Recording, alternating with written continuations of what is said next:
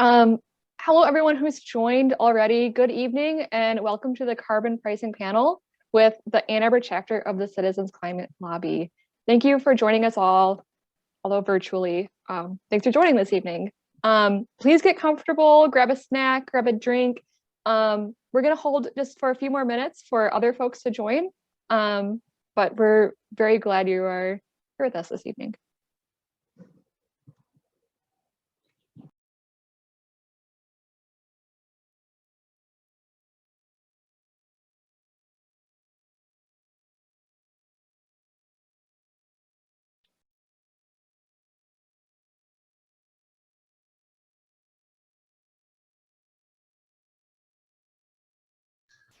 I'd like to reserve some time at the end to discuss a citywide ban on tree pollen. My allergies are out of control. I apologize if I sound stuffed up.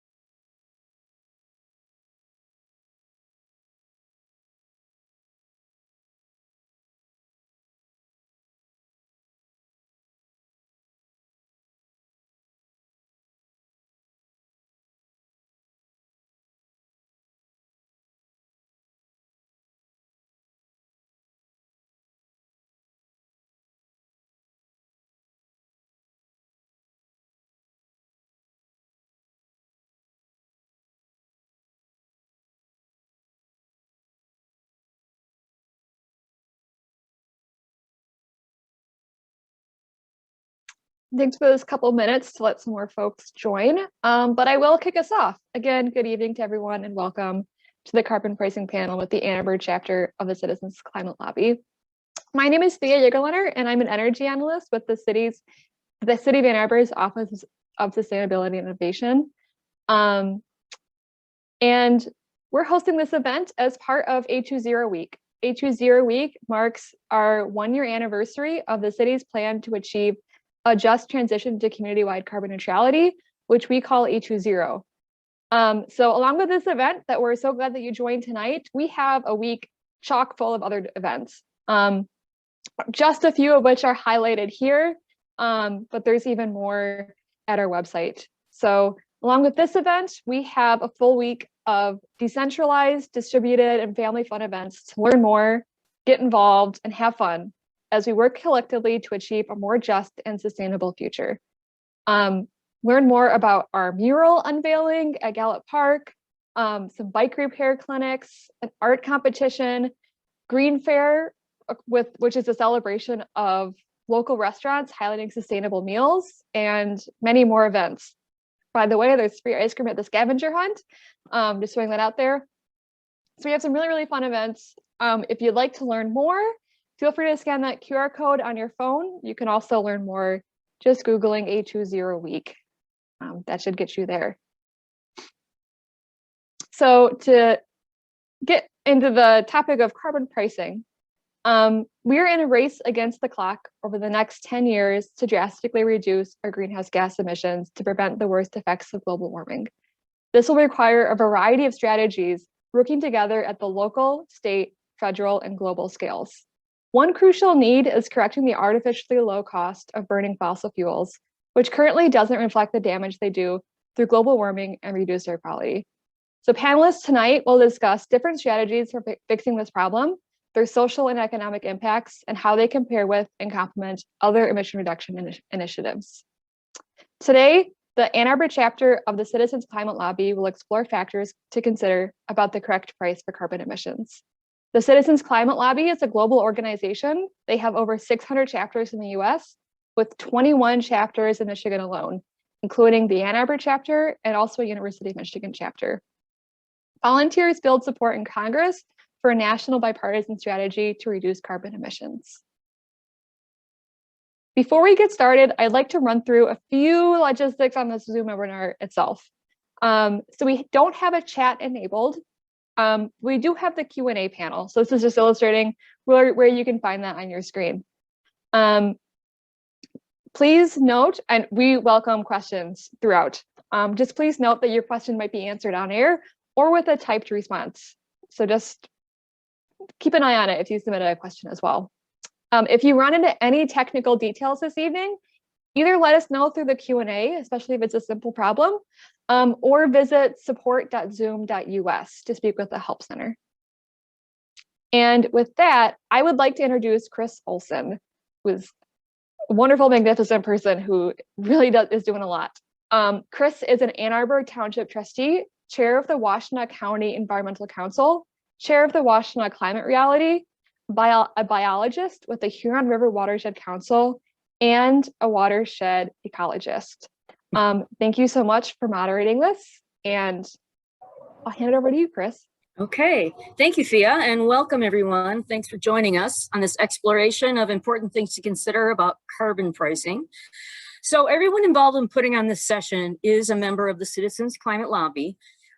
Citizens Climate Lobby is an international organization comprised of people with a variety of political persuasions, but we're united by beliefs that the climate emergency is urgent and that we must keep fossil fuels in the ground, and that the fastest, fairest, and most efficient way and effective way to do that is to price carbon out of the market and distributing rebates to the public.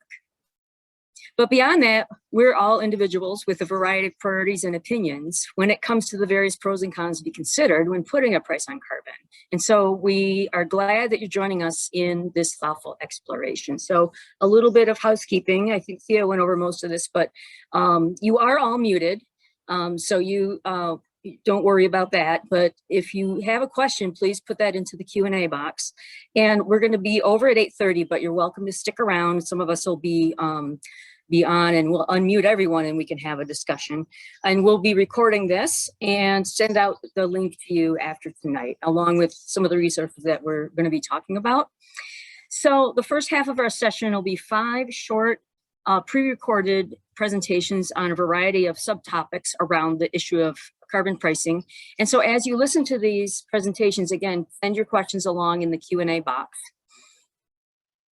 And I'm going to introduce the presenters as we go along, and they'll cover the basics on this slide. So carbon fee and dividend, so what is that? And climate justice issues specifically.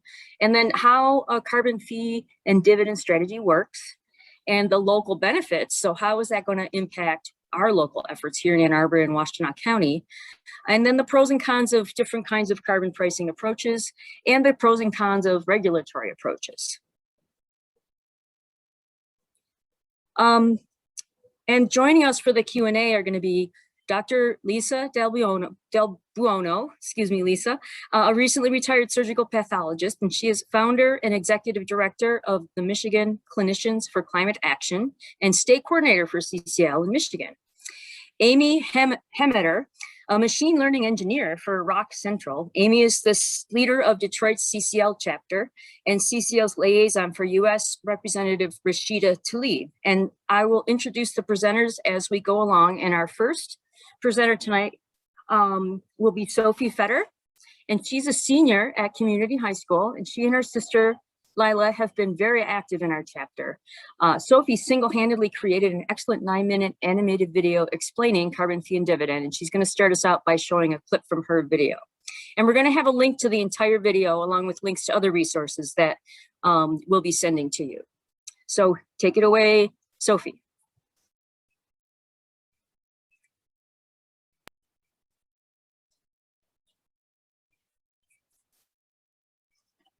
My name is Sophie Fetter. I feel strongly that we need to abandon fossil fuels as fast as possible. We have a moral responsibility, not just to future generations, but to those who are already oppressed by fossil fuel pollution. To illustrate this, here's a short clip from the animation I created. Current fossil fuel prices do not take into account the numerous negative effects of burning fossil fuels. For example, let's say that you live in the general vicinity of a power plant that burns fossil fuels. Because of the pollution from the power plant, you develop severe respiratory problems. You have to go to the hospital, which costs you money in medical bills. You may also lose your job because you are too sick to go to work. This is an economic cost put upon you and your family by the power plant, manifested in your loss of income and your medical bills. This negative social cost of burning fossil fuels should be included in the price of energy produced by that power plant. Climate change is already destroying housing, increasing severe weather damage due to flooding and drought, and crippling American agriculture. These impacts are extremely unfair, especially because vulnerable populations bear the brunt of pollution, despite being the ones least responsible for it. We'd like to recommend an excellent presentation about the disproportionate impacts of fossil fuel pollution. This presentation was given by the U of M faculty, the Detroit Environmental Justice Advocates. On this slide, they show the electricity use of those who live in Detroit suburbs. In red is twice that of homes located in the city. As you can see, those in the city are unfairly impacted by pollution, which increases the closer you get to downtown. And the closer to the central area, the higher the health costs are attributable to this pollution. More people of color live in this area and are therefore disproportionately subjected to the numerous externalities caused by fossil fuel pollution. The need for change is urgent. I believe that we must price fossil fuels out of the market to transition to renewables as quickly as possible, but only in a way that protects these households from increased costs and further pollution.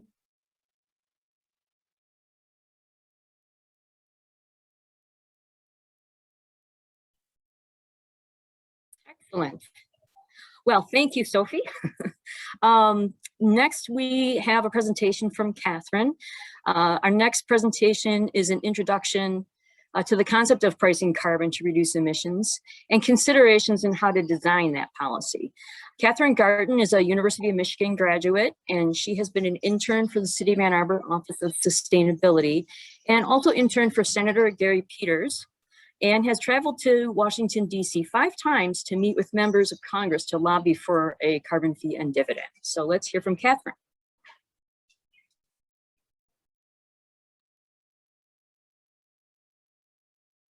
Carbon pricing doesn't refer to a specific policy, but rather a general strategy for reducing carbon emissions. Carbon pricing can take very different forms with different pros and cons. And note that a carbon tax is different from cap and trade, which Kunal will discuss later. What all carbon pricing policies have in common is that they are designed to make fossil fuels more expensive by charging a fee on producers. But before we unpack that any further, we should ask, why should we make fossil fuel energy more expensive? Carbon pricing is a little complicated, so to break down the logic behind it, I've enlisted the help of a guy who's made a career out of explaining complex ideas with fun visual stunts. Hi, John. Bill Nye, the science guy here. I'm going to explain the complicated logic behind carbon pricing. But first, safety glasses on. When something costs more, people buy less of it. Safety glasses off. That's it. Wait, that's it? So the logic of carbon pricing is pretty basic. We want people and businesses to use less fossil fuel energy. One way to do that is to make fossil fuels more expensive. By charging coal, oil, and natural gas producers a fee for every ton of carbon dioxide in their product, the increased cost works its way downstream through the entire economy while making cleaner energy sources comparatively cheaper. Everyone will have an incentive to make changes in order to use less fossil fuel. A well-designed price on carbon is a catalyst for change, not a way to make money off of the status quo. As the economy shifts to renewables, fossil fuels will be used less and less, so less and less revenue will be collected.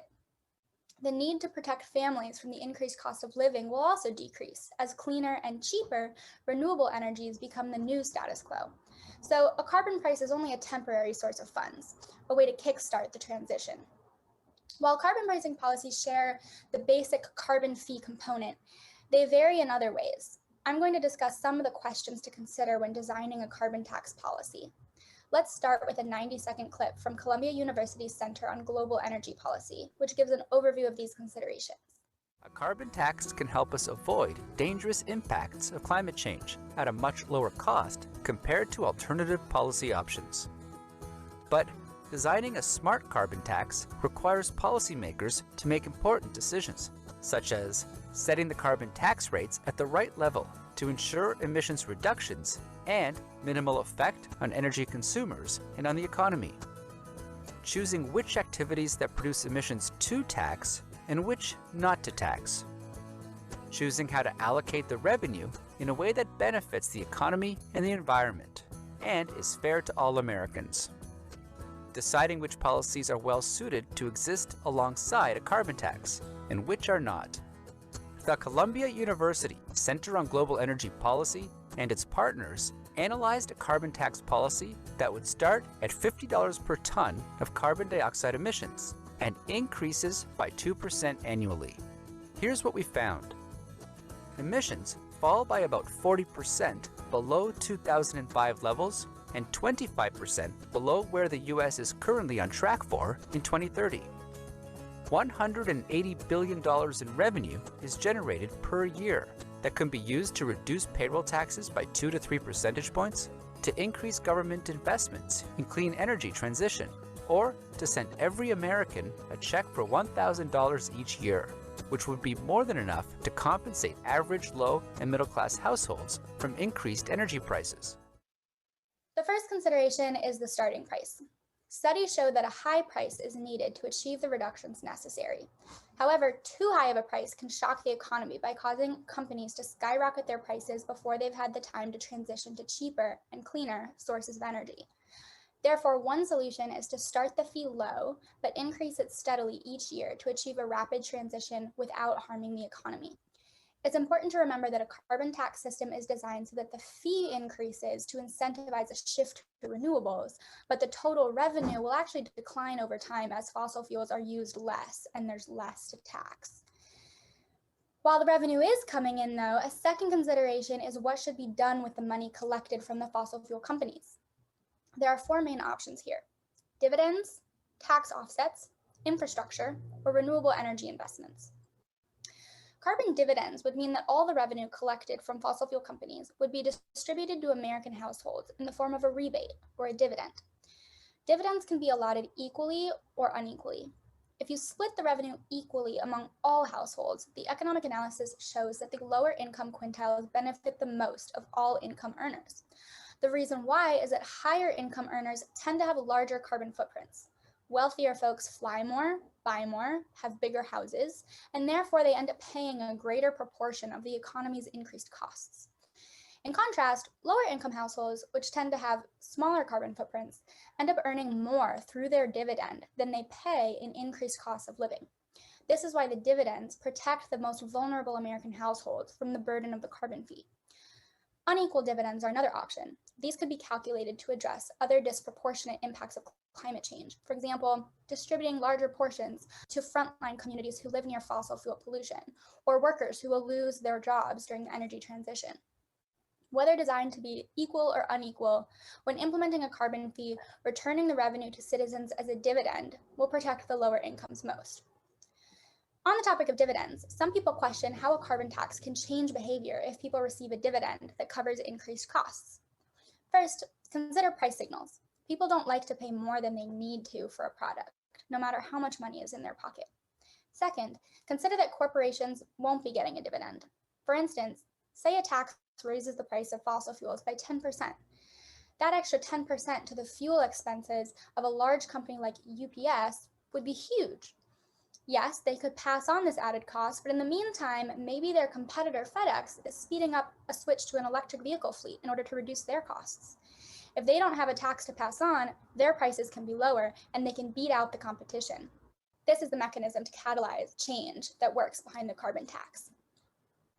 So a second option for the revenue, besides dividends, would be to use the revenue to offset other taxes. Depending on which taxes are offset, this could be designed to be more or less beneficial to low and middle income households. A third option would be to invest in infrastructure, like the grid, mass transit, repairs of roads and bridges. Past carbon pricing legislation introduced by Republican members of Congress has allotted revenue to infrastructure development, suggesting that this has conservative appeal. A final option for the revenue is to invest in renewable energy, the idea being that this could lead to rapid developments, making it cheaper and more efficient. I will note, however, that this may not be needed, given that renewables would already be incentivized by a carbon tax, because such a tax makes fossil fuels comparatively more expensive. So the last consideration I will discuss here is how we can ensure that a fee would accomplish the emissions reductions we need. One way to do this is to incorporate regular reviews of the economy's progress and allow for adjustments to the price accordingly. For example, if the emissions reduction goals aren't met in a given year, the price could be increased proportionally in the following year to ensure that we stay on track. I've presented a number of considerations and possible solutions, but at this point, it's all up for discussion. Carbon pricing can be as flexible as we want it to be. Who gets to decide how it should be implemented and where the money should go?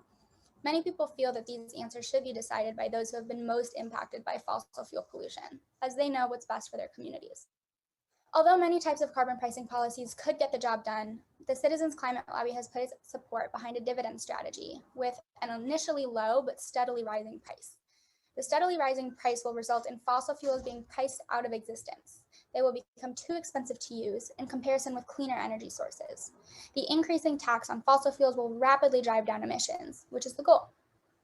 However, a carbon tax will never be enough to solve all problems or make up for a century of harm that has been done by fossil fuels. There will need to be many other incentives to help us achieve a better world. There is no silver bullet.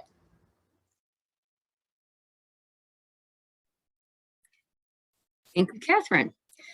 So Citizens Climate Lobby advocates for a federal price on carbon, which I think we've got that now. How would this impact us locally?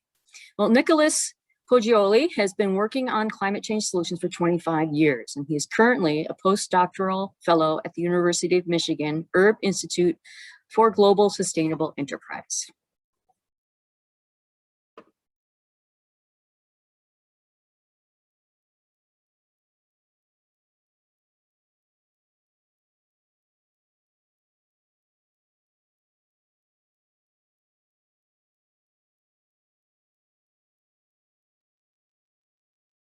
Hello, everyone, and thank you for the opportunity to share some of my views with you today. Hey everyone, I just want to check, is that still too quiet or is that a good enough volume? That was good. Great, thank you. My comments are about how a federal level carbon pricing policy will affect climate action at the state, city, and other levels where we live our daily lives. Federal policy isn't just something that will affect Washington, D.C. or state governors. Like federal policies on minimum wage, healthcare, immigration, and other issues that affect our daily lives in Ann Arbor, a federal carbon price would also impact us. I'd like to share some thoughts about how that might work and how it will help us solve our own climate change problems here through the A2ZERO plan and other local and state actions. A federal level carbon price is especially important for energy production.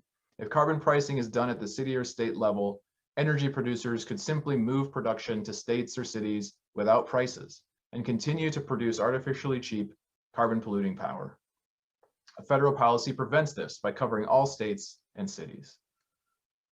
A federal carbon price will also help us achieve the goals of the Ann Arbor A2ZERO plan by correcting the price of fossil fuels.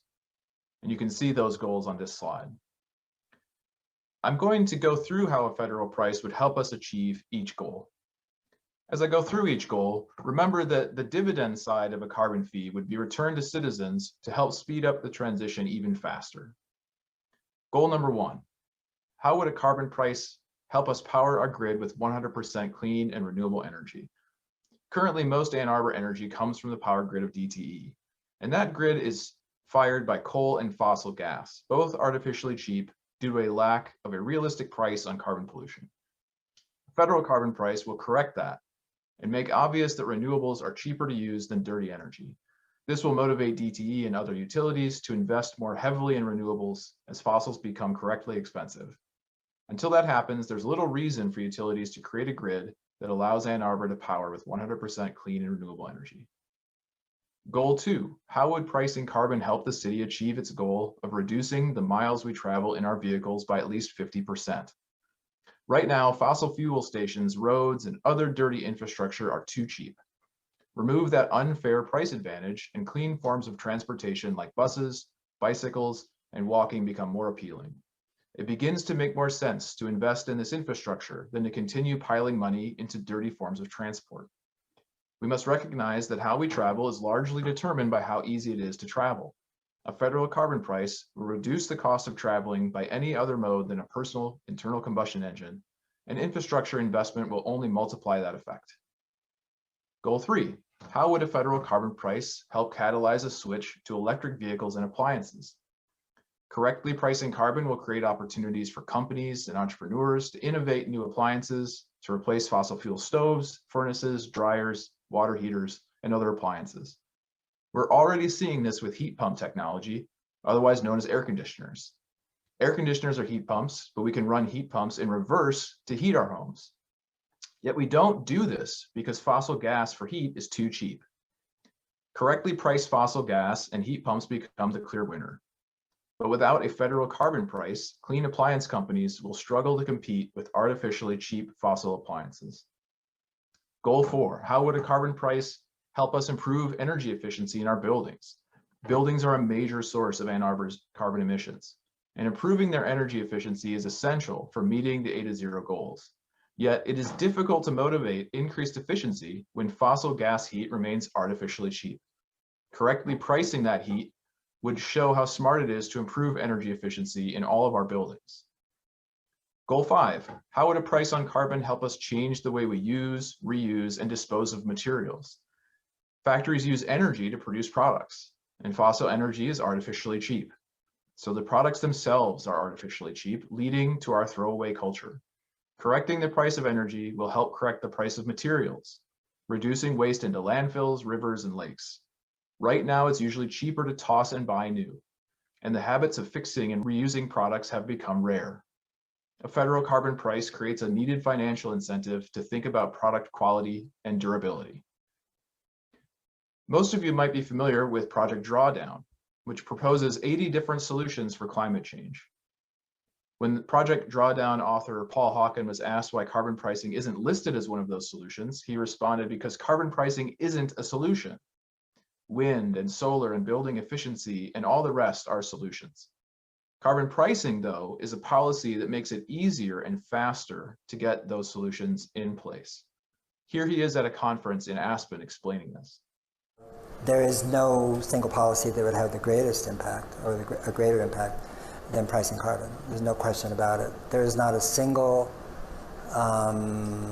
solution there except for the education of girls and the empowerment of women that would not be empowered and accelerated by carbon pricing. Carbon pricing will catalyze almost every single one of the 80 solutions identified by Project Drawdown, showing just how powerful it is as a federal policy. As a last point, I want to describe how a federal carbon price will improve our personal and community health. Moving off coal, oil, and fossil gas will improve air quality, especially the pollution from internal combustion engines, industrial facilities, and gas stoves that dump carbon, soot, and other pollution into our lungs. Replacement of gas stoves will improve air quality inside our homes, apartments, and workplaces, reducing asthma and other ailments. Cleaning up industrial facilities will improve health outcomes for entire communities because polluters will no longer be able to push the costs of using dirty fuel onto communities in the form of shortened lifespans. A federal carbon price is not the only policy we need to achieve the goals of the A2ZERO plan and keep global warming from becoming catastrophic. We need a diversity of policies to address the complex transition of our fossil fuel economy off of fossils and onto renewables. We've suffered artificially cheap carbon pollution for too long, and it's time to fix that problem for good. Thank you. I'm going to take control of the microphone for 1 second. Nicholas made me think what a great thing carbon pricing would be for not only Ann Arbor, City of Ann Arbor's carbon neutrality plan, but in order to get to our goals to save the planet, we need all of the local governments in the whole country to have similar plans for carbon neutrality. So I'm working with my township of Ann Arbor Township, and the Washtenaw County to develop similar plans. So carbon pricing would help those. Oakland County is working on a similar plan. So any of you who live outside of the city of Ann Arbor, get with your local governments and get them involved too. So anyways, sorry about that. Let's move on to Kunal. So far, we've been talking mostly about charging a fee on emissions, but what about other forms of carbon pricing? And so where have carbon pricing strategies been implemented thus far? Kunal Joshi is a software engineer at Ubiquity Inc., and he's been working as a CCL volunteer for the last 3 years. So let's roll.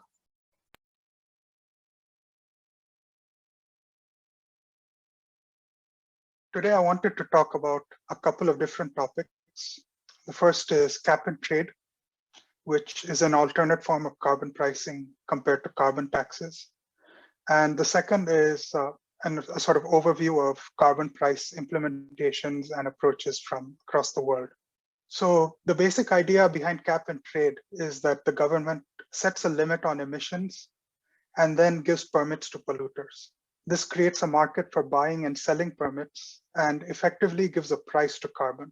Here's a short clip that explains the idea. As the name suggests, a cap and trade system has two parts. The first part is the cap.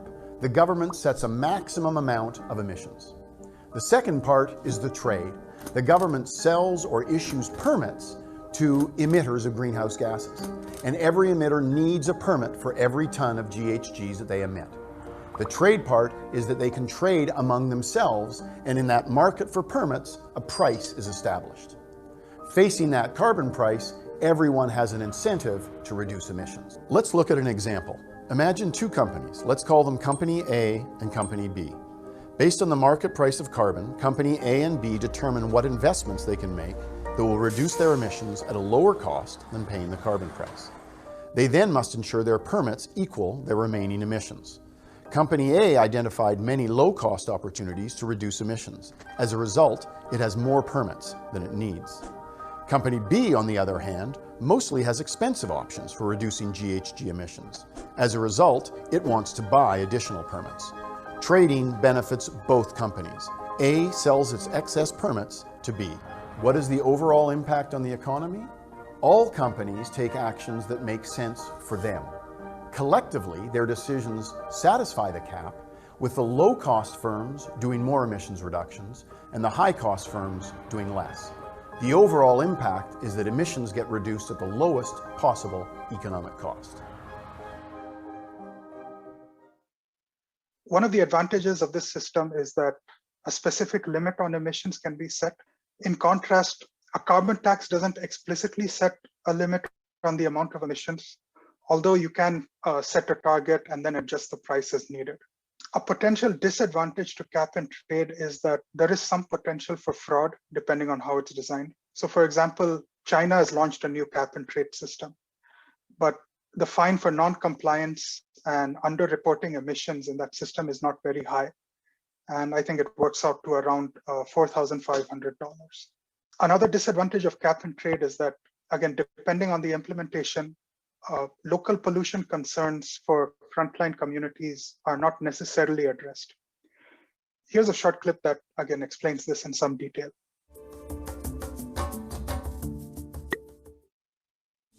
The state sets a limit or a cap on the total amount of carbon that industry can release. Companies purchase or trade emission allowances with each other.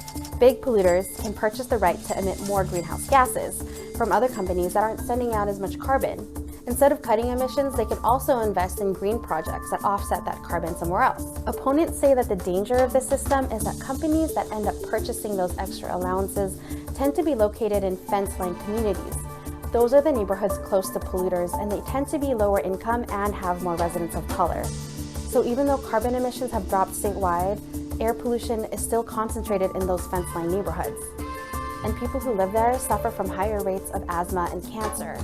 And those investments in green projects, turns out 75% of them weren't even based in California, so they did nothing for local air quality. Those were the findings in a recent study that some folks critical of the carbon trade have called the "I told you so" report. But the report also offers solutions to address the disparity created by cap and trade programs. Climate change is global, air pollution is local. One idea is to make sure we're acting on them at the same time. Green projects paid for by polluters could be located in the same communities, making sure fence-line neighborhoods see the benefits. Those researchers say we're giving out too many carbon credits. Lowering that cap could cut pollution even faster. So that was cap and trade. Now let's look at various implementations and approaches of carbon pricing around the world. So far, around 42 countries have implemented some form of a carbon price. Some of these follow a carbon tax approach, while some follow a cap and trade approach. We'll look at some specific examples, but before doing so, I'd like you to keep some numbers in mind. The World Bank sponsored a study to estimate what a good carbon price is. That is, what price is likely to actually change behavior and drive down emissions. And the estimates that they arrived at were something between $40 to $80 per ton by the year 2020, and something between $50 to $100 by the year 2025. So let's start with China. They launched a cap and trade market earlier this year, and it initially only covers the power sector. Studies estimate that the price in this market would probably settle at something like $6 per ton, which is a far cry from the World Bank's suggested price. And so initially, this isn't expected to really have much of an effect. But with the system and reporting infrastructure in place, it could prove to be a useful tool in driving down emissions if the government decides to steadily decrease the cap. Next, we look at Britain, which actually enacted a carbon tax at a price of around $25 per ton back in 2013. This also applied only to the power sector, and this policy has been credited for quickly reducing the amount of coal used in Britain's power sector. And in fact, their emissions fell to 19th century levels. At the moment, the price has been kept at the same level for this year and hasn't been increased. Next, we look at Canada, which currently has a price of around $30. And this varies depending on the province or state you're in. And they've implemented a system where 90% of the revenues go back to households in the form of a rebate. This year, most households got back more in the rebate compared to any increased fuel or energy costs that they might have had. The tax is set to increase each year and should reach something like $170 in the year 2030. Now, there is a danger that if a country implements a carbon price, it could put local industries and manufacturing at a disadvantage, because all things being equal, if a company is paying higher energy costs compared to some competitor, in a country that allows for cheap coal power, then that company is going to be at a disadvantage. So for that reason, a border adjustment fee is proposed to sort of level the playing field. And what this basically does is it imposes duties on goods that are imported from other countries. So to sum things up, any sort of pricing approach or any regulation needs to be well designed to bring down emissions effectively. And it's also important to bring down emissions rapidly so that we can reduce the negatives of climate change to those who are and will be the most impacted. Thank you, Kunal. Last but not least, we'd like to explore regulatory strategies like their pros and cons and how they might work with a price on carbon. Elliott Smith is a co-lead for the University of Michigan CCL chapter. He studies ecology, evolution, and biodiversity at the University of Michigan and researches insect conservation strategies under a changing climate. So take it away, Elliott.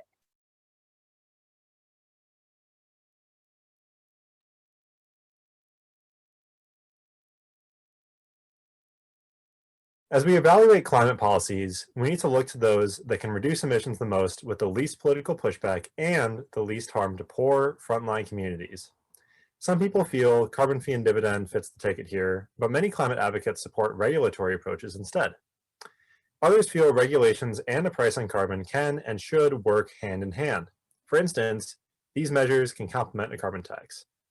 Extending the income tax credit for renewable energy and bolstering energy efficiency programs, which are both politically popular policies. Putting regulations on local air pollutants can achieve the environmental justice outcomes that a carbon tax begins to address. Carbon taxes don't cover 17% of emissions, give or take, depending on the bill. So regulations on these greenhouse gas sources would strengthen emissions reductions. Removing subsidies for fossil fuel companies would also go a long way toward making it more expensive to pollute across the entire economy. And finally, spending on transit, power grid upgrades, and research and development would be public goods that the government should provide.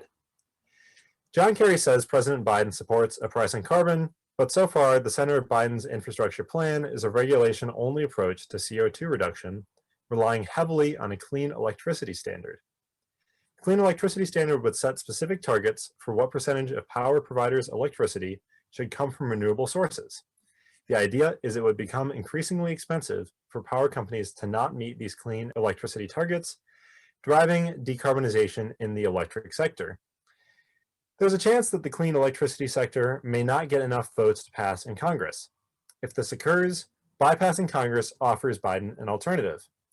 The most direct way to tackle climate through the executive branch would be regulating CO2 as a pollutant, along with other air pollutants like nitrous oxide, carbon monoxide, and lead that are already regulated under the Clean Air Act. While Obama's EPA shelved this idea, current EPA head Jane Nishida may be reevaluating that decision. Another alternative being explored is setting ozone standards so low as to essentially make fossil fuel burning infeasible in transportation, industry, and power production. There are several reasons the carbon tax may have some advantages over these approaches, or at least be important to add to the toolbox. Let's explore them. First of all, a carbon tax covers all consuming sectors for energy, not just electricity. Carbon taxes are faster to implement, they're more cost effective, they could potentially be more politically durable, and they might be more effective at bringing down emissions. To begin with what sectors are covered, let's look at a clean energy standard. It is important to remember that 27% of US emissions currently come from electricity generation. Even as home appliances, manufacturing, and vehicles become electrified, it is still a huge missed opportunity if we are only deterring fossil fuel burning in less than half of the economy. Even with electricity emissions, a modest carbon price of $40 per ton that rises 3% per year decarbonizes power production much faster than a clean energy standard. The reason for this drastic drop in emissions, which we can see in the graph here, after implementation of a carbon tax, is that coal power gets rapidly phased out, which both reduces greenhouse gases and the air pollution from coal that is so detrimental to the communities that live near coal plants. Another consideration is implementation speed. Estimates are a carbon tax can be up and running just 9 months after being passed, reducing emissions right away. Regulations, on the other hand, can take years to be finalized. For example, a rule to protect workers from silica dust took 13 years to implement, and getting toxic lead out of gasoline took 23 years. The faster we can reduce air pollution, the greater the positive impact to frontline communities. What about cost effectiveness? In a COVID world, budgets are all the tighter. Although carbon taxes can work alongside them, studies show regulatory approaches are more expensive. For instance, a University of California study found that CAFE standards cost 6 times more than a gas tax to reduce emissions. Some people object to the fact that carbon taxes will pass on some costs to consumers, even though a carbon dividend allows low and middle income families to come out ahead. What gets left out, though, is that regulations or a clean electricity standard would also impose costs that corporations would pass on to consumers. The difference is that they do not offer a similar way to offset these costs like a dividend does. Then there's the question of political durability. The Roosevelt Institute estimates that we need $10 trillion in investments over the next decade to avoid 1.5 degrees of warming. It will generally be more palatable to the GOP if much of this investment comes from the private sector rather than government spending. And a carbon tax unleashes this kind of investment. Some Republican senators, at least 4 so far, are starting to speak favorably about a carbon tax. In addition, the Business Roundtable, trade groups, and over 1,000 businesses support this approach. Contrast that with the Clean Power Plan, which was stayed by conservative Supreme Court justices in 2016 and overturned by the Trump administration in 2019. Non-legislative regulations are more vulnerable than bipartisan legislation to attacks like these.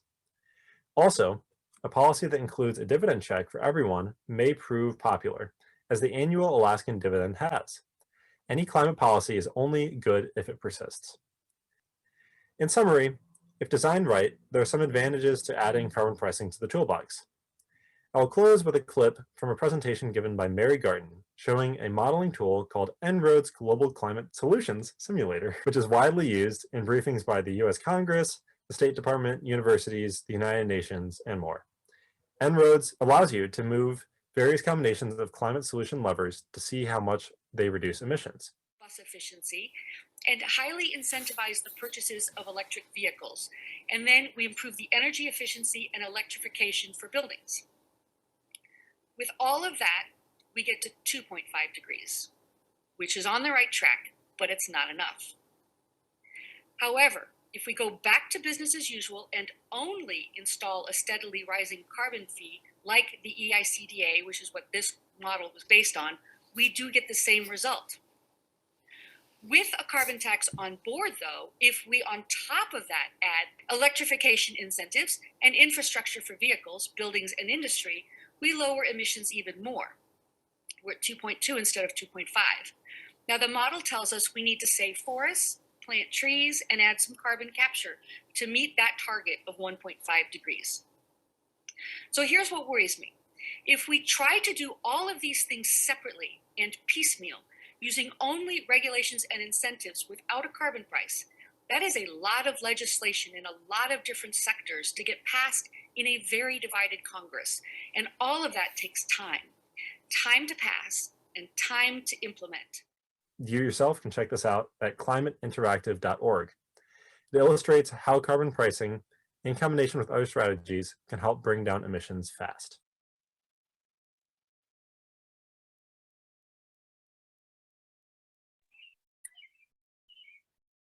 All right. So thank you all for putting those videos together. That was really informative. So it sounds like you're all agreeing on a few things, and so I'm going to go over those, and it'll also be on this slide. So it sounds like we all agree fossil fuels must stay in the ground, and that's to prevent, the air pollution, extreme weather. They have the greatest impacts on those least responsible for and most vulnerable to those problems. But no matter what strategies we use, keeping them in the ground will have cost at transition. And those most impacted must come out ahead during this temporary transition to renewables. And in fact, they should benefit the most. But nothing can possibly make up for the injustices wrought by fossil fuels, and no one piece of legislation will ever be able to fix it. Whatever strategies are proposed, they must have some measure of support from right to left. Otherwise, whatever is implemented will be thrown out by a change in leadership. So we need a lasting solution, and we need those solutions now. So now for the question and answers. So hopefully you've been putting in your questions in the Q&A, and we're going to have Jenny Rogers and Nadine Wang, co-chairs of Ann Arbor's CCL chapter, here to wrangle those questions for me, and helping in all manner behind the scenes is Clark McCall, our presentations committee chair. And so as the questions are coming in, I have one to start with that I'd like to pose to Lisa. So Lisa, is it better to pass a clean energy or clean, clean electricity standard or a carbon price to make sure that air quality improves in frontline communities? So which one would be better?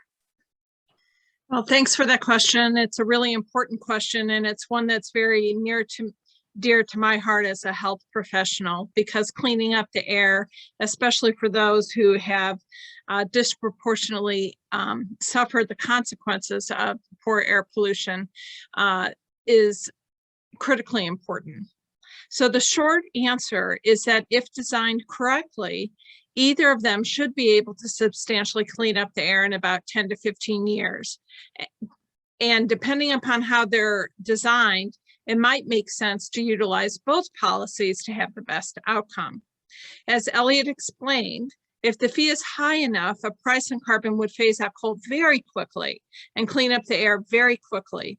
But a clean electricity standard might be more effective at getting rid of the last little bit of carbon emissions. A carbon price similar to the Energy Innovation and Carbon Dividends Act would lead to about 76% clean electricity by 2030. And it's projected to decrease the building blocks of air pollution, like sulfur oxide, nitrous oxide, and mercury, by 75 to 95% in just 10 years. That's in line with the most aggressive national clean electricity proposals like HR 1512. So when we're looking at these policies, it's really important that three things happen. Most importantly is that there cannot be a secondary market like a cap and trade market or offsets. We want to create the incentive to electrify both building and transportation sectors, because not only outdoor air quality is important, but so is indoor air quality. So we want to be sure that the policy allows for the electrification of both. And we want to make sure that utilities are affordable for people. So let's first look at that whole carbon trading issue. You know, a lot of times people have been concerned about carbon pricing because they think about cap and trade. What is very concerning, though, is that many clean electricity standards or renewable portfolios actually allow for credit trading schemes such that if the utility does not meet its goal, it can trade emissions allowances or utilize something called an alternative compliance payment, potentially, again, leading to frontline or fence line communities being at risk. In contrast, a carbon fee policy like those proposed so far in Congress do not allow for any trading or offsets. So when we're thinking about trading, it's actually the carbon fee that does not have the trading as part of it. Number two, electrifying the building and transportation sector to make sure that both indoor and outdoor air quality is good. So one concern with a standalone clean electricity standard is that it would increase utility costs, and that may disincentivize the electrification of the transportation and building sectors. In contrast, a carbon fee would also put a price on natural gas, diesel fuel, jet fuel, and gasoline. And that will, and the result is that electricity, because it's so much more efficient, is easier to decarbonize. And so it would be the cheaper option for transportation, building, and industry. So again, a carbon fee would create that incentive to electrify those sectors, improve air quality, whereas a clean electricity standard might have just the opposite effect. And then lastly, we want to make sure that utilities are affordable for all. With either type of policy, there may be increased costs that are passed on to the consumer. That's absolutely true.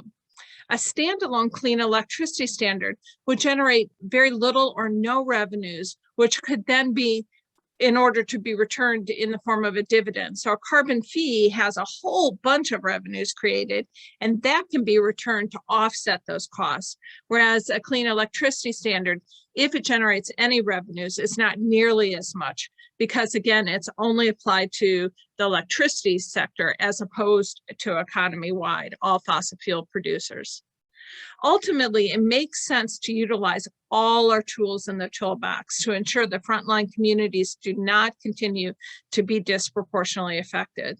So in contrast to a cap and trade policy, a carbon fee works really well with complementary regulations. It just has an additive effect, and that protects frontline communities. You can have CAFE rules and methane abatement rules and regulation for local air pollutants, and the carbon fee stays just as strong, and it just is added on to those regulations. They act in a complementary fashion.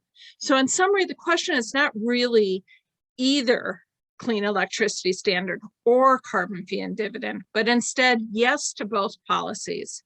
It's important to emphasize, though, as Elliott said, that while either policy alone can clean up the air in a similar time frame, the carbon fee would reduce greenhouse gases much, much more quickly than the clean electricity standard. Again, one is economy-wide, the other one's limited to one sector. Ideally, both policies would be utilized to minimize the worst impacts of climate change and ensure good quality, air quality for all. Hope that made sense. Great, thank you, Lisa. Okay, this one is for Nicholas and possibly for Thea because it is about Ann Arbor. So there are around 40 Michigan communities that have their own municipally owned electricity production, like Lansing. I see why motivating DTE, consumers, power, et cetera, to move away from fossil fuels is important. But what would it take for Ann Arbor to create its own power utility to serve citizens? And then they'd have power to kind of enact a lot of A2ZERO's plans without worrying about the utility. Kris, who would you like to answer this one? Why don't you start, Nicholas? And I don't know if Thea wants to chime in. Sure. I answered in the text box there with some information about what's called municipalization, which is the creation of a municipally owned power utility. In short, the obstacles are mostly legal, and it's a tremendously slow and frustrating process. So Boulder, Colorado tried to municipalize in 2010. They voted to, and they just dropped the effort last year after a decade without much progress. Ann Arbor looked into this idea, and there's a movement. There's still a movement going on to municipalize power in Ann Arbor, and decided that it was a little too risky and probably too expensive, and mostly just too slow given the challenges that we face, and decided on an alternative called community choice aggregation. And I put a link in there to a story that that provides a little bit more background. And that's Thea, if you want to add more, go ahead. Yeah, Nicholas, you hit the nail on the head. And this has been something that as a community and we've been looking at. I just wanted to also bring up, if you were of CTN, Ann Arbor's recordings, Ann Arbor's Energy Commission, a few months ago, we also had some really insightful presentations on this very topic. So I would also encourage you to check those out as well. They're a great resource. But it is quite complicated. Thanks, Nicholas, and thanks, Kris. Great, thank you. And I'd just like to add that I think we're at the point with the climate crisis where there are some solutions that are just too slow. The price on carbon is something that would catalyze so many other solutions. And that's kind of where we're at right now, where we need to start making some pretty serious progress on this problem, because we don't have unlimited time. Or do the slow things and the fast things, and the fast things will help the slow things get faster. Next question is for Elliott. We'd love to see a carbon tax in place ASAP, but it would require an act of Congress, and that seems to be very difficult as well. So the only strategy we might have is to put EPA to work to pass regulations, because that's something that perhaps the president can do without an act of Congress. Does CCL see a chance for a carbon tax passing in this Congress? And if so, how? So you're definitely right. It is not easy. CCL is still pushing for a carbon tax. We still think it can happen. I think realistically, the way that it happens, because it's really the Senate that's the main sticking point. The House, there's a slim Democratic majority, but probably wouldn't be really anyone that would vote against a carbon tax as far as we can tell. The Senate is harder because most bills require 60 votes, and there are 50 Democratic senators, and so that would require 10 Republican senators. There's been a lot of talk about budget reconciliation, which is a way to get 50 votes. And so the big climate infrastructure package, the American Jobs Plan, that's how that is going to try to get through. And so that is a much more realistic path to getting a carbon tax. We're still trying to get a carbon tax into that package, and plan B would be a reconciliation bill maybe next year. It's not an easy battle. I think really the voices that need to come to the forefront, because there is public support. I think according to the Yale Climate Communications Program, there's 50-some% of Americans that support the carbon tax and dividend. So that's not the issue. I think the voices we really need to come forward and that are starting to come forward are businesses. There have been some good business groups advocating for a carbon tax recently. And then would really love to see environmental justice groups get on board with a carbon tax. I think that's a voice that could really help. I know, Lisa, it looks like you've got more to add. That's most of my thoughts, because I mentioned this. It seems like the person who answered the question recognizes this. The EPA is definitely imperfect for the reasons that I mentioned. It's really questionable legal territory. So the Clean Power Plan ended up getting a stay by the Supreme Court, and that's when there was a 5-4 conservative majority and not 6-3.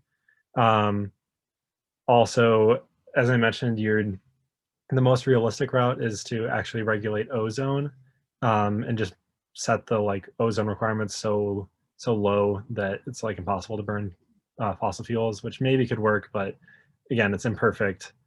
So yeah, really the holdup is political realities, which we're hopeful aren't too bad. Lisa, did you have anything to add? I did, just because it's anecdotal. It doesn't add to what your quality answer, Ellie. It just was, I heard a keynote speech the other day for the Medical Society Consortium by Senator Sheldon Whitehouse, who was pro-carbon price. Obviously, he's introduced his own, but he also indicated that he thought a carbon price would be part of the budget reconciliation bill being proposed. And I've not heard that said publicly out loud before, but he said that and he thought it would be introduced sometime soon. Whether that's wishful thinking on his part or not, we don't know. But I was really pleased to hear a senator say that in a public forum. And I thought that was a hopeful sign. Okay, I'm going to go to a bonus round where anybody can buzz in for this one. So this person's wife and he just traveled through a number of central and southwest states, and some of them have huge arrays of wind and solar. And who pays for those, and what kind of advantages accrue to those states versus others who seem to just want to build barriers to renewable solutions? So how does that get worked out?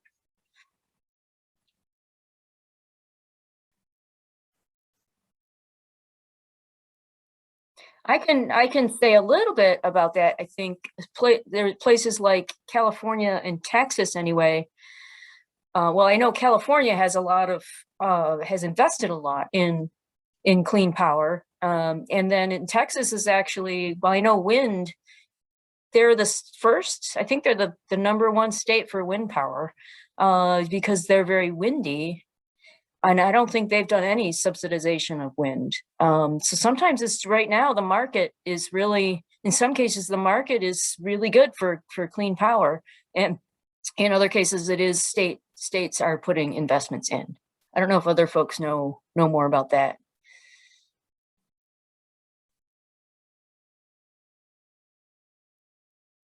Okay, we'll move on and ask a question of Amy.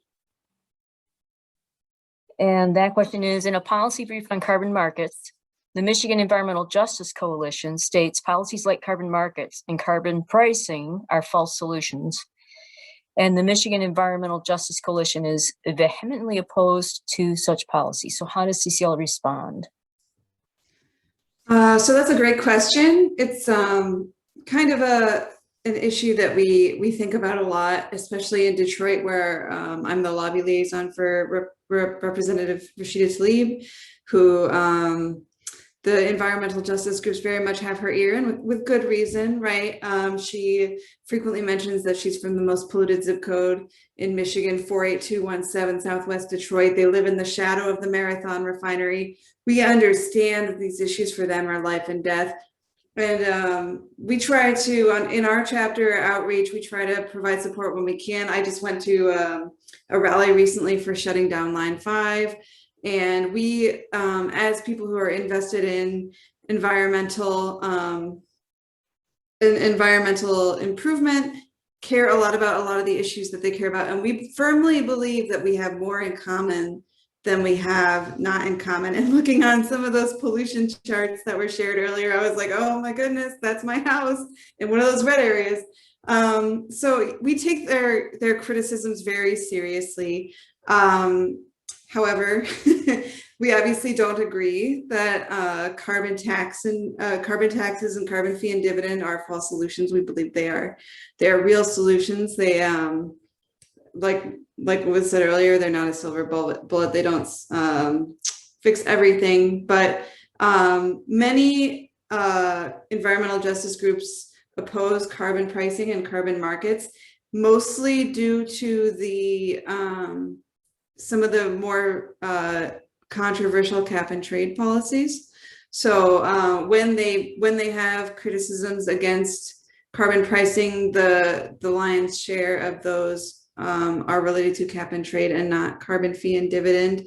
There are some more specific, I don't want to mislead, they're not pro carbon tax currently, but you know, a lot of the things that they do support have aspects of carbon pricing in them. Clean energy standards, as Lisa mentioned earlier, have an aspect of cap and trade in them, but they're supported largely by environmental justice advocates.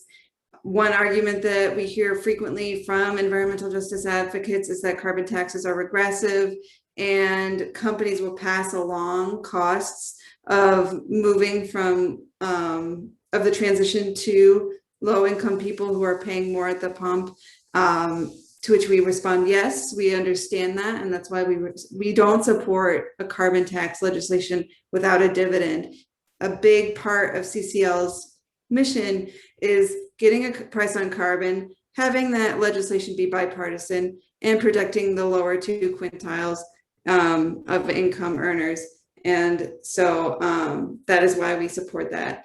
So while we are sad that we have this little bit of disagreement between us, we have put in a ton of effort to understand the environmental justice perspective, and we respect it. We respect everything they're doing. We just respectfully also disagree about carbon taxes, and we continue to do that outreach in our chapter, especially where MEJC is located.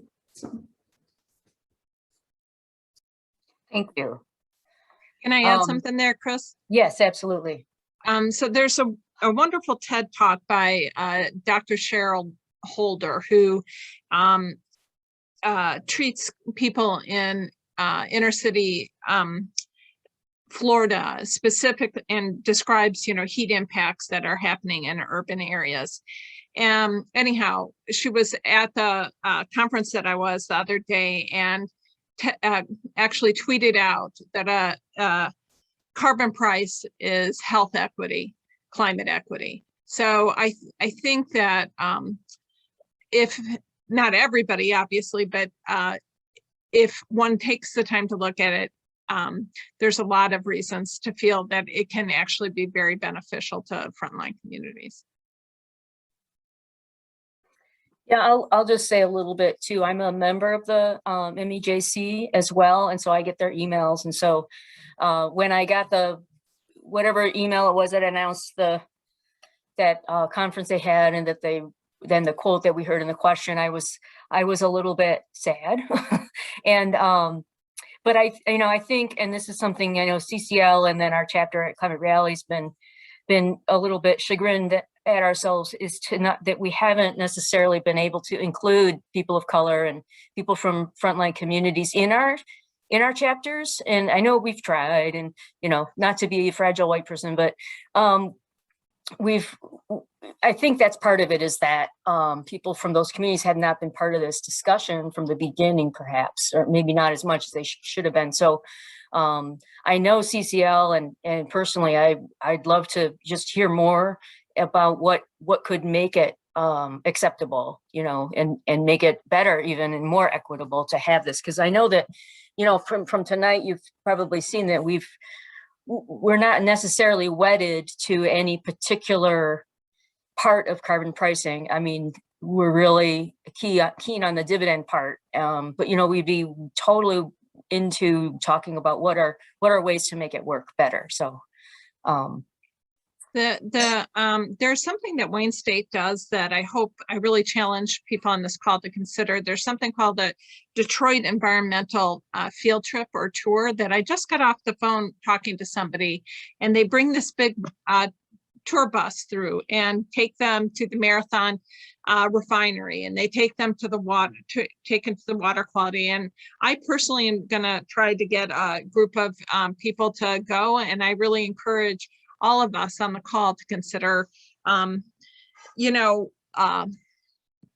being humble and going and learning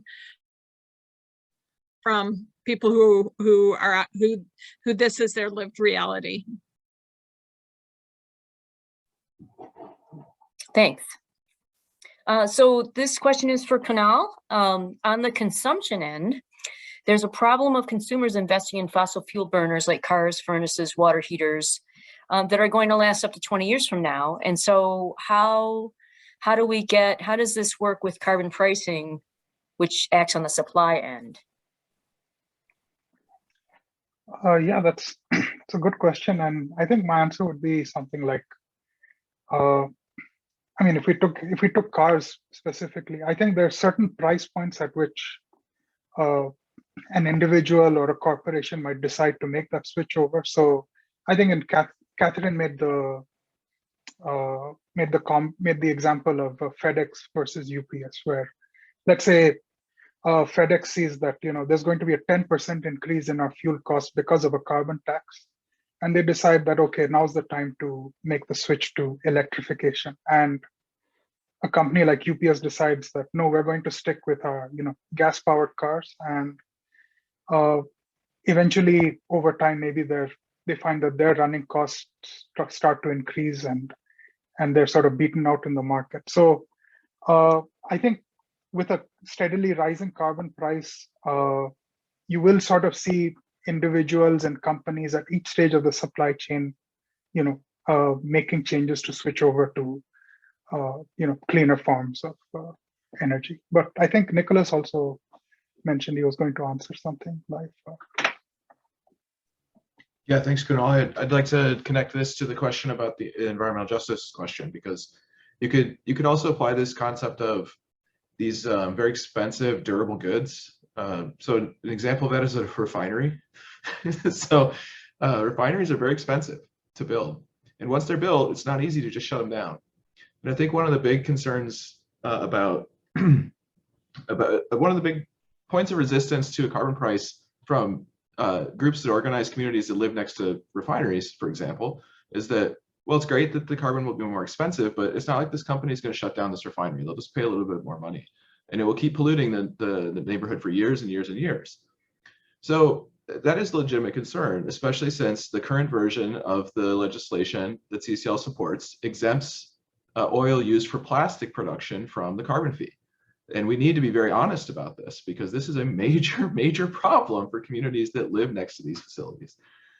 So that's why we also say that carbon pricing isn't the only solution. You need to have all kinds of policy changes to both address the problem of carbon emissions, but also to address the problem of polluting infrastructure that might stick around.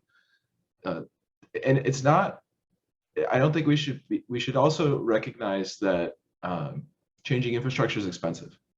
And that's partly what the dividend does. It tries to offset some of that cost. But these are absolutely big problems around the cost of durable goods that have these long lifespans. Interesting. Yeah. Thank you. Okay, so this is a toughie. This next one, again, is anybody who'd like to chime in. What are the main reasons why you think the GOP at large does not support carbon taxes?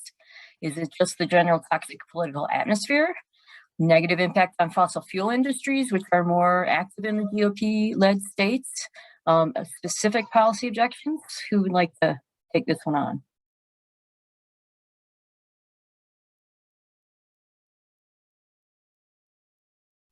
I can try. Although, well, I think I can be diplomatic.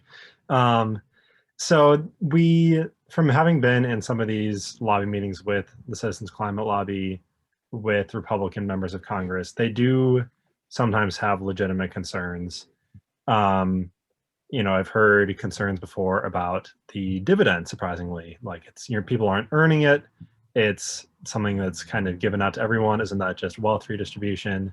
Kind of the general resistance to like a big sweeping change like this, I think, aligns with conservative ideology where big changes need to be well thought out. I think that's the most benefit of the doubt that I can give them. There is some legitimate, influence from the fossil fuel industry for sure. That even some of the when I was giving my answer earlier about maybe we can get 50 senators, there are 50 Democratic senators, but there are still some that are resistant and come from fossil fuel states. So yes, there's definitely resistance from the fossil fuel industry that seeps into Congress. And so even though there's majority support among people, that doesn't directly translate into majority support in Congress.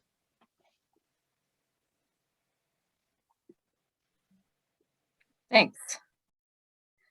Kunal, can you tell us some more about the Washington State's cap and trade bill? Yeah. So for those of you who don't know, Washington State recently introduced a climate bill. I think it's called the Climate Commitment Act. And it's sort of largely a cap and trade bill. But I think I sort of like some of the approaches that they've taken. And the first one is they kind of looked at California's cap and trade bill and sort of specifically tried to look at, what are the shortcomings and how can we improve on that. The second part I liked is that they did look at environmental justice issues and local pollution issues. So it's not just a simple sort of, economics-based cap and trade bill. They've put in specific measures. Like one of them is they're going to set up and invest in a sort of local pollution and air quality monitoring system across the state.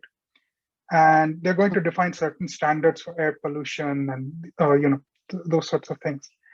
And so if there is a facility, like let's say the Marathon refinery we talked about, that in a particular zip code, if they find that the pollution is exceeding certain limits, then that particular facility is not allowed to have any access to carbon offsets. So they're kind of saying, okay, you're not being a good actor in the economy, and so they're sort of being forced that they're not allowed to purchase offsets and just continue to pollute in that local area. The other thing that they've done is they've also passed other bills that sort of support things like building charging stations and things like that, which again are sort of complementary measures to just the cap and trade.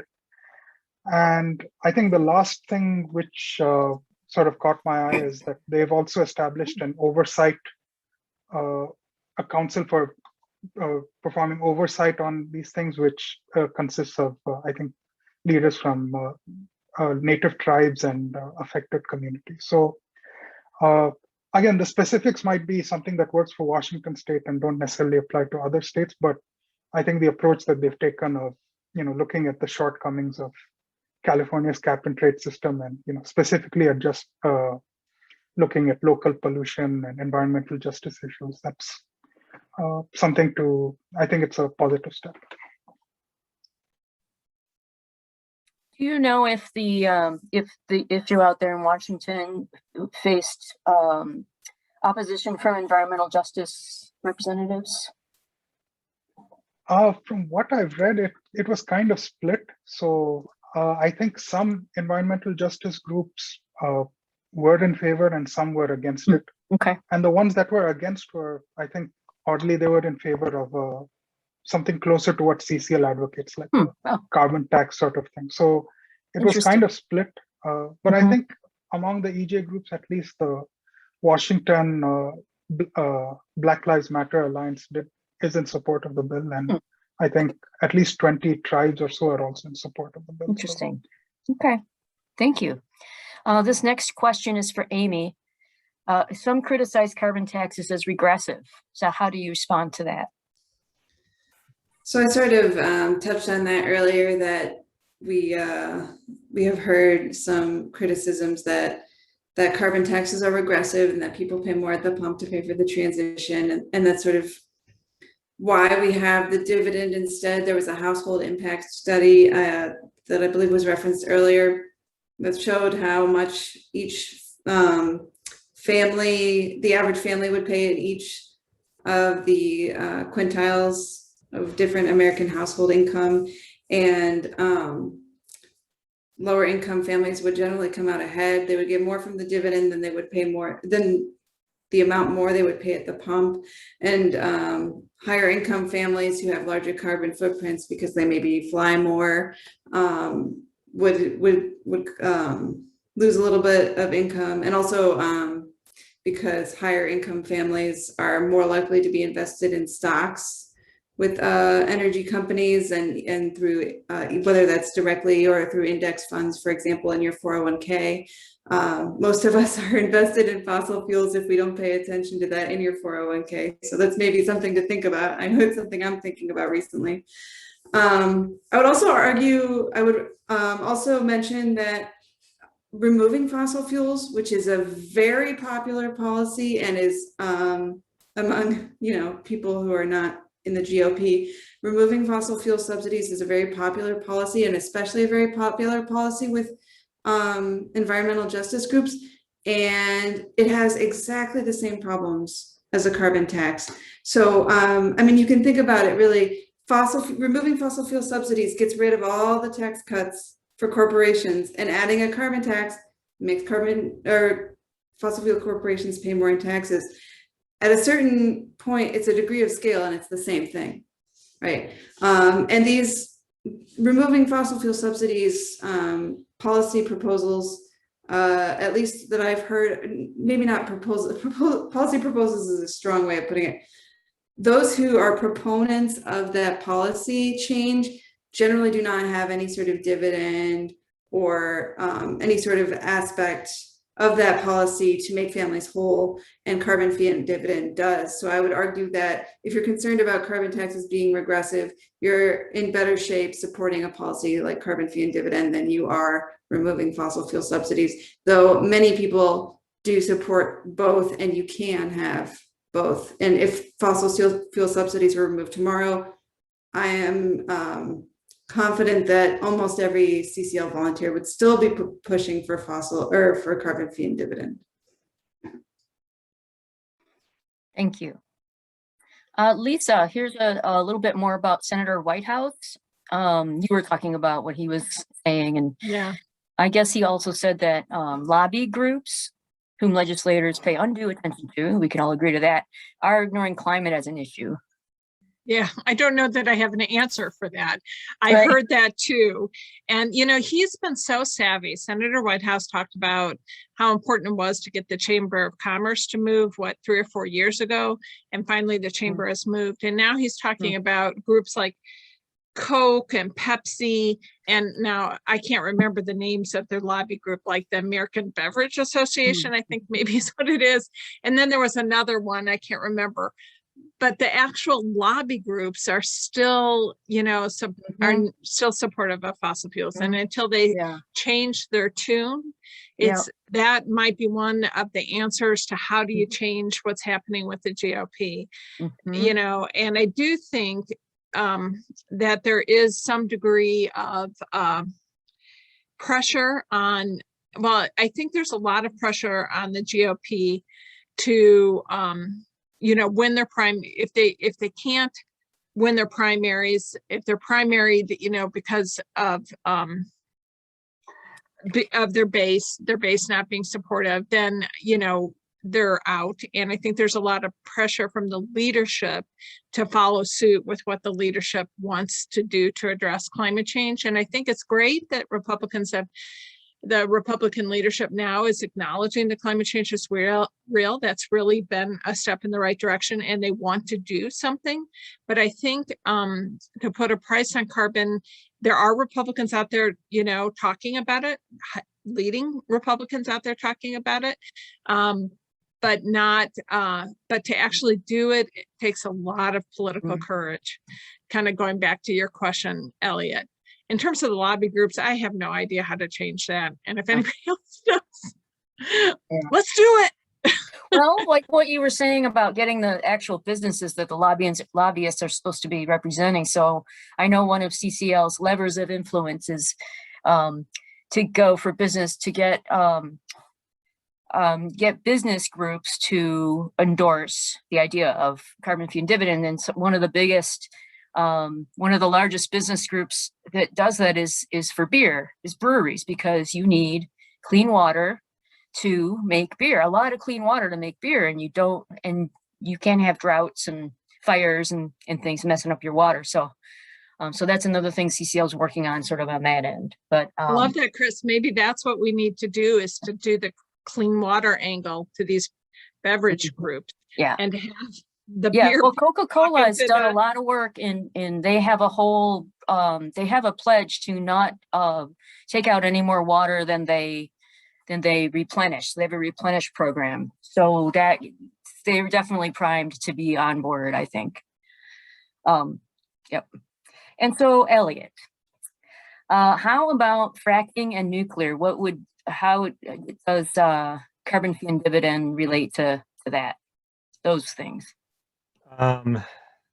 So we're going to sound like a broken record, but a carbon tax is not designed to do everything. It is agnostic on technologies.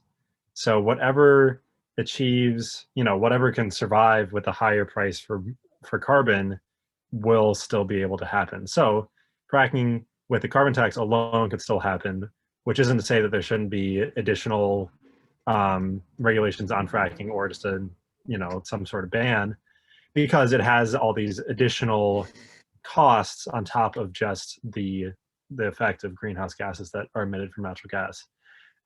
Same thing with nuclear. It's the policy is agnostic on nuclear. It'd probably actually be favored because it does not release carbon dioxide. So no carbon tax will be placed on nuclear producers. Again, that doesn't preclude there being some other regulations on top of a carbon tax that, deal with waste disposal for nuclear, whatever that might be, to make it safe and good. So carbon tax doesn't really touch either of them, other than maybe slightly changing the incentives around them. It doesn't, but fracking is extraction of a fossil fuel, is it not? Yeah, so it would be taxed. Yeah, so it would be more expensive than otherwise. Yes, and so there'd be a little bit less fracking. Yes, thank you for the clarification. Okay. But yeah, fracking is still the cheapest way to remove fossil fuels from the ground. And so I think the projection, with assuming that there is better technology for carbon capture when natural gas is burned, there'd probably still be 15% natural gas in the mix with just a carbon tax after it's run its course, which again, we might need some additional policies there to fully squeeze it out of the system, which is what Lisa mentioned earlier. With the clean electricity standard, when you dictate that you need to have 100% renewable energy, then that last little bit of natural gas can't happen. So Nicholas, this one's for you. How does correcting the price on carbon emissions affect green energy and other innovation? Yeah, I think the main thing that happens is you have true competition between different technologies. So for the past 90, 100 years, we've basically used taxpayer dollars to give fossil fuel technologies a huge advantage over other kinds of technologies. So raising the cost on fossil fuels to incorporate some of the damage they do would highlight how technologies that don't do so much damage are not only competitive, but in many cases, they're much cheaper. And we're starting to see this with renewable energy. Renewable energy is simply just less expensive at this point than technologies like coal. And we're starting to see it with electric cars too. The maintenance life cycle on electric cars is very different than on an internal combustion engine. And we're going to start seeing people realize that owning an electric car will have a lower cost of life than an internal combustion engine. And correcting the only way that fossil fuel technologies will remain competitive economically is by continuing to be subsidized by tax dollars. Yeah, I have an electric car and it's so nice not to go, you don't have to, I'm like, when do you get the oil changed? No, never. So it's great. So this might be our last question. But where would the carbon price be levied on fossil fuels, including imported fuels, products from fuels and exports? When would that happen? Who wants to take that one?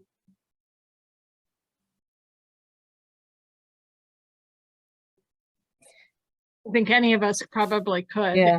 Although I have a feeling that Nicholas might understand it in a more granular level than I do. But you put the fee as far upstream as possible. And that's the reason why it has an economy effect, a wide effect. It affects every aspect of things. And then when you place a tariff on high energy goods when it comes into the country, based but only those goods that come from a country that doesn't have an equivalent price on carbon. So those are the two places where that occurs. Did I answer that correctly? And does somebody want to explain it in a more concrete way than that. It sounded great. I'm not it. sure I know any more than you do, but I would say if you're interested in this concept, look up the carbon border fee adjustment. That's the concept. Hugely complicated, but you know, we're smart people in all walks of life. We can figure these problems out. So there are people working their entire careers on this border fee adjustment idea, and we're making progress on it. All right. Well, I think we're going to close it out there officially. I know I have another meeting at 8:30. But thank you so much to the panelists and to the city, especially to Thea, and all the folks who joined in. Thank you so much.